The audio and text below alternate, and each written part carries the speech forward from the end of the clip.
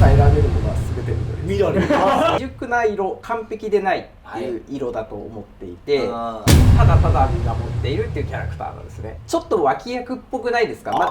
今大人たちの中で密かなブームが巻き起こっている。それはアートソフビ。そのオリジナリティやクオリティの高さで世界中で大人気。この番組では天才作家たちの究極のアートの世界を深掘りしていきます。ソフビの世界のすごい人。はい、では今回もやっていきます TBS TV ということで、も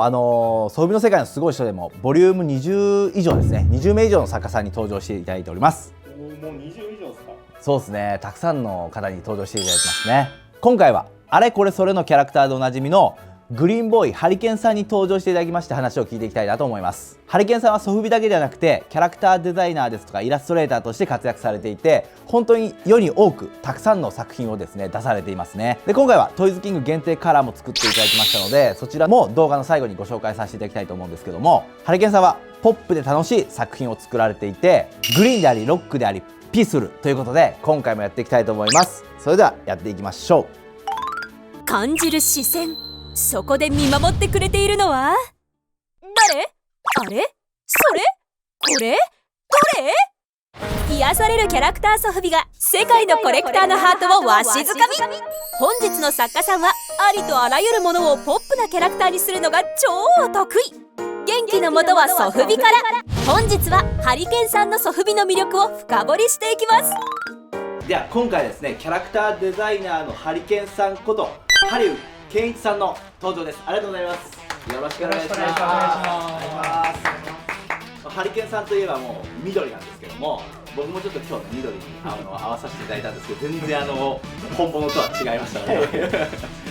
色が同じじゃなくて大丈夫です。すみません。なので緑に対するですね思いも後ほど聞かせていただきたいなと。2007年ですね。このマッドパンダっていう僕のメインのキャラクターにして初のソフビ商品なんですけど、とにかく平面の作品とかキャラクターを発表し続けてたんですね。なるほど、はい。それをお見かけしてくださってた TT トイさんが声をかけてくれて、ちょっと立体物にしてみましたね。そうですそうです。それがもう一番最初のきっかけです。もうその平面のそのビレッジヴァンガードさんに出されている枚数っていうのが結構な枚数なんですよね。そうですね。最終的には多分35から40万枚ぐらい出荷されてたと思うんですね。40万枚それがありました。ちなみに平面のものが初めてこう立体物になった時って、はい、どんなお気持ちだったりする？そうですね。作れるっていうことになってからは相当、もう作る前からはしゃいで、かなり密にその原型のこととかをその原型師の方とすごいやり取りをして、最後までそうですね、かなり力を入れてた記憶はあります。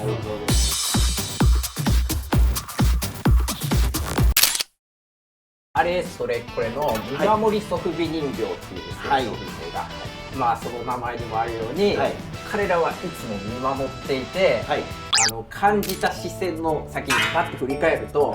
スッと彼らが立っていて、何も言わずにただただ見守っているっていうキャラクターなんですね。なるほど。あれを見た人が昨日も出たんだよねみたいなお話をするわけですよ。こんなやつが出たんだよねって言ったら、あ、また出た、あれあれあれそれで出たあれあれあれっていうところが発想で、それで最初にあれっていう名前になりました。やっぱあれの仲間なら2文字ぐらいがいいなっていうところから考えて、であれってあれじゃないですか。あとなんだろうな、これかって言って、これがこれみたいな、これそれですよね。でこれって英語でも説明できるんで、なるほど。あれ is that、 それ is it とかオーバーゼアとか言うけど、でこれだからですみたいなことをコミュニケーションとしてもなんかこうファンの方とお話ができたりもしてたんで、面白いかなっていうところですね。なるほど。ちなみに大竹社長は緑のジャケットはどうされたんですか？ちょっと熱くなってきちゃって緑でちょっと合わさせていただいたんですけど、ちょっと熱くなってきちゃって脱ぎました。冬物ですもんね。冬物ちょっと間違えて冬物誰が見てもわかるシンプルな可愛さは海外の SNS でも大人気。そこにあるだけでなんだか安心する、まさに究極の安らぎソフビたちだった。ここがすごい。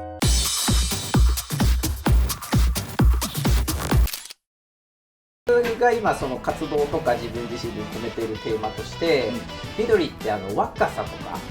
あとはその未熟な色、完璧でないっていう色だと思っていて、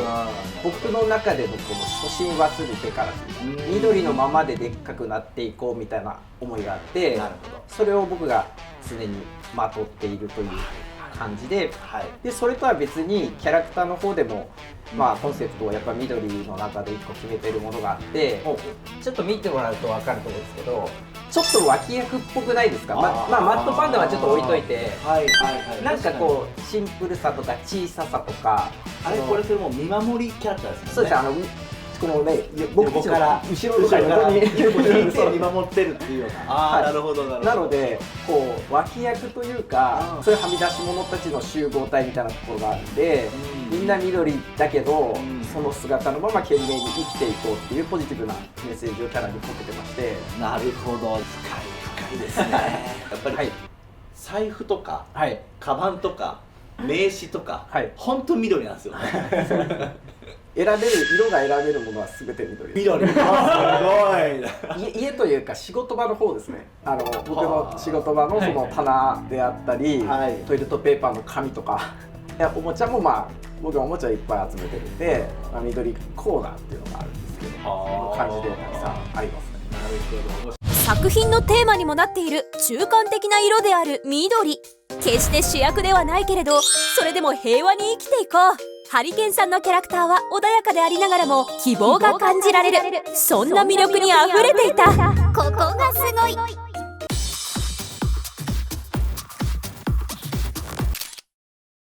造形はですね、単純にやっぱソフビって抜き方向とか製造上の問題があるじゃないですか。なので僕のキャラクター自身がもともとシンプルではあるんですけど、あくまでソフビらしい形みたいなところを意識して作ってましたね。なるほど。そうソフビのアウトラインといいますか、やっぱり丸み可愛らしいというか、そういったところですね。これはあとキャラクターデザインも僕の中では一個同じ理由でもあるんですけど、こう引きで見てもらってシルエットが大事なんですよ。全部をこうアウトラインなぞってってもらうと分かると思うんですけど、この影でそれぞれの特徴が分かれたりとか、可愛らしく見える形とか、そういうのを常に考えてます。なるほどなるほど。彩色は、おもちゃの中での完成度を追求したいというのがあって、で僕のもともと仕事が T シャツのデザインとかが多かったので、多い数のインクを使わなくてもある程度その豊かな表現ができるっていうのがあったんで、印刷のとこから発想があると思うんですね。なので色数を多くしすぎないっていうのが一個一貫して多分ずっと今までやってることかなと思います。なるほど。基本色に関してはもともとキャラクターのイメージ、そのキャラクター、例えばパンダだから白黒とか、そういうのはもちろんあるんですけど、その後のものに関しては全色にテーマを設けてるんですよ。例えば食べ物の今日は、桃とか、今日は分かりにくいところにいて食パンとか、例えばですよ。そうするとその色に見えるような配色っていうところで、例えば桜餅カラーとかって出したことあるんですけど、黒い部分があんこ色になってて、髪の毛が、葉っぱだから、葉っぱですかあれの緑にしたりとか、なんかその一個一個の色に語れるテーマを込めてますね。なるほど。そうバージョン名とかで面白く言いたいから、やっぱり言えるようにしていますね。逆の発想もあって、成型色が先に決める。成型色ってこのフィギュア自体のですね、この人形が先に決まってたとしたら、これが何に見えるかってとこから考えていく。例えば黄緑だからマスカットかメロンか、そういう何かしらの考えていったら、じゃあそれに合う色は何か、そこからだんだん全体をコーディネートしていく感じですね。高校生の頃にすでにロックデザイン T シャツコンテストに入選し商品化された経験を持つハリケンさん。 T シャツのデザイナーであるハリケンさんが考える彩色はシンプルでありながら表現力のあるカラーバランス。それぞれにテーマが設けられた数々のバージョンのソフビたちにはハリケンさんのみんなを楽しませたいという思いが詰まっている。ここがすごい。実はですね、初めての私自身が、僕自身が手掛ける原型を今作ってまして、原型を。はい。おー。で、ちょっとだけお話しすると、はいそれらはきっとここにある彼らとは少し違ったものを放ってると思うんですね。見た目というか種類が違うように見えるという。あー、楽しいですね。このぐらいにとどめておきます実は気になりますね。来年に向けてですね、いろいろ新作をこさえているところなのでね、おーソフビに関してはこちらをお楽しみにいただければ。今年特になんですけど、はい日本でのイベント出店とかをこう急に今年になって増やしていたので、はいはい。またいろんな方にねこう会いに行ったり、はい何かしら届くような仕事であったり、とにかくみんなをこう笑わせたいというのですね、はいこう元気にしたいというか、それがあるので、キャラクターをいろんなコンテンツに載せて広めていくっていうことを考えております。なるほど。それはソフビとした立体物だけではなくて、はいいろんなところでまあ、はい、登場するかなとそうですねいう感じですかね。はい、なるほど、ありがとうございます。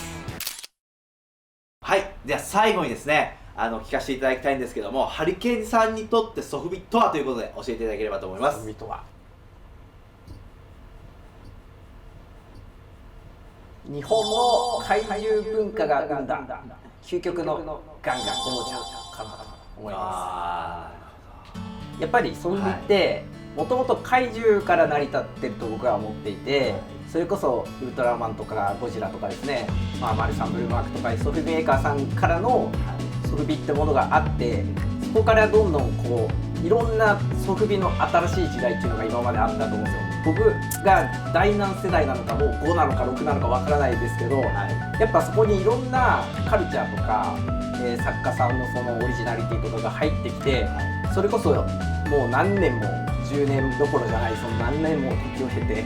今につながってるんで、後世に残すべきものかなと思うので、これからもね、僕もその一つとしてやっていきたいなと思います。めちゃくちゃいいですね。究極のガンガン、確かにそうですね。もう本当にやっぱ日本の文化でもありますもんね。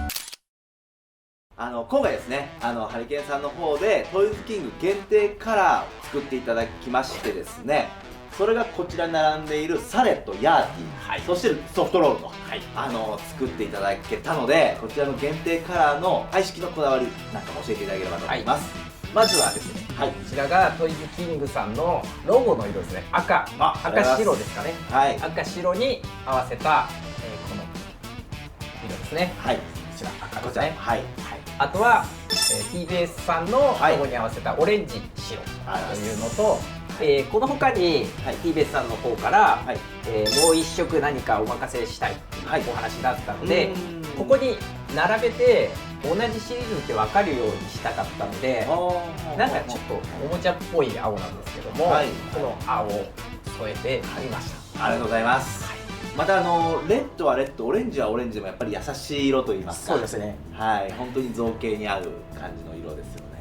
こちらがもうこちらの動画がアップされてる時にはもう発売中ということで、おそらく現在発売中ということになってますので、ぜひ TBS の方チェックしてみてください。 Twitter の方でも流れてくると思います。ということで今回は改めてハリケーンさんありがとうございました。ありがとうございます。ありがとうございます。今後もですね、こういった形でこういった形で個性あふれる、作品ですとか装備作家さんの独特の世界観ですとか、そういったところをどんどん発信していきたいと思いますので、次回の TBS TV もぜひよろしくお願いします。ソフビ買うなら TBS